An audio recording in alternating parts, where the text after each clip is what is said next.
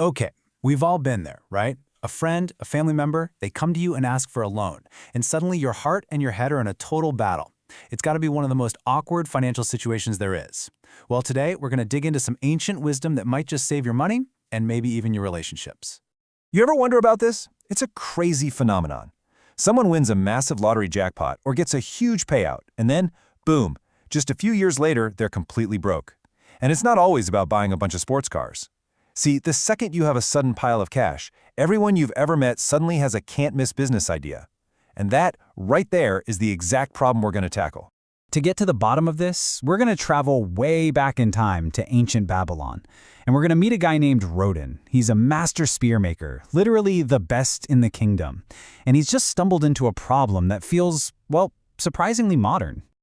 So, the king is so blown away by Rodan's craftsmanship that he gives him this enormous bonus, 50 solid gold pieces. Now, to put that into perspective for you, Rodan usually manages to save just one piece of gold a year. So this is basically 50 years of his life savings, all handed to him in a single afternoon. The stakes here are incredibly high. And just like that, the joy of this windfall, it turns into pure anxiety because his sister comes to him with a request. Her husband, Araman, has this big dream. He wants to quit his day job as a laborer and become a wealthy merchant. And guess what he needs to get started? Yep, Rodan's 50 gold pieces.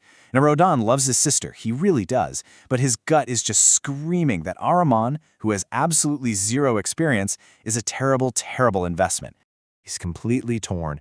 So, he does the smart thing. He goes to find the wisest financial mind in all of Babylon, a man named Mathan, the professional gold lender. And Rodan asks him that simple, agonizing question we've all asked ourselves. But instead of giving a straight answer, Mathan tells him a story. And this, my friends, is where things get really fascinating. Mathan doesn't give him a lecture on interest rates. No, he uses a simple little fable to completely reframe the entire problem. And believe me, this story has a lesson that is just as powerful for us today. Okay, so the story goes like this. You've got an ox, and this poor guy works tirelessly, all day long, dragging this heavy plow through the dirt. His neck is raw from the yoke. Then you've got his friend, the ass, and the ass hasn't made. His job is just to carry the farmer around on a comfy blanket. The ox, as you can imagine, complains a lot. Now the ass, being a good-hearted friend, he feels bad for the ox. So he comes up with what he thinks is this brilliant plan. He says, hey, I've got an idea to help you out. Tomorrow morning, just pretend you're sick. Make a big scene. The farmer will give you the day off. You know, classic good intentions. But, and you can probably see this coming, the plan backfires. Big time. The next morning, the ox plays sick. And the farmer just shrugs and says, well, the plowing still needs to get done. And he walks over and hitches the ass to the plow. All day long, this poor, unprepared ass has to do the ox's brutal work, getting his own neck rubbed raw. By the end of the day, the ass is just completely broken and bitter. And when the ox comes over to thank him for the day of rest, the ass snaps back with this incredible line. He realizes that his well-meaning attempt to help just meant he ended up doing his friend's hard work for him. And you know what? It completely destroyed their friendship. And that is the moral of the story. Mathan explains that when you give money to someone who isn't ready for it, someone who doesn't have a solid plan, you're not actually helping them. You are just taking on their burden. You become the ass, you get hitched to their plow, and when they inevitably fail, you're the one left working to earn that money back. Okay, so a story is one thing, but Mathan is a practical guy. He doesn't just leave Rodan with a fable. He shows him a real practical system for figuring out if a loan is a good idea. He pulls out what he calls his token chest, and this is where he keeps the collateral from all his borrowers. His system is just brilliant in its simplicity. He shows Rodan tokens from the safe loans. These are backed by real tangible assets, like a farmer's goats, or by a reliable income stream, like a sandal maker who has steady customers. Then he shows them a token from a really dangerous loan, one that's based purely on emotion, with no real plan to pay it back. And Rodan's brother-in-law? His plan is pure, 100% emotion.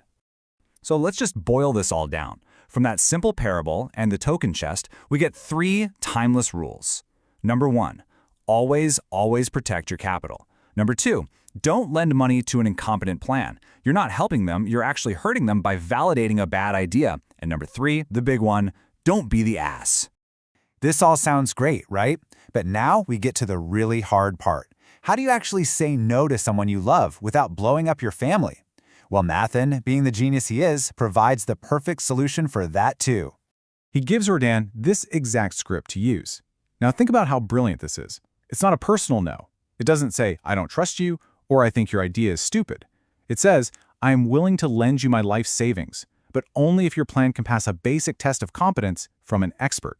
It totally flips the script and puts the burden of proof on the brother-in-law, not on Rodan. And all of this builds up to the final and maybe most powerful lesson that Rodan learns from this masterclass in lending. This is it. This is the key insight. Your savings, your capital, your gold. It's a working asset. It is the merchandise that you use to build your own future. It's a tool. It is not a charity fund to be given away to support someone's impractical dream, no matter how much you might love them.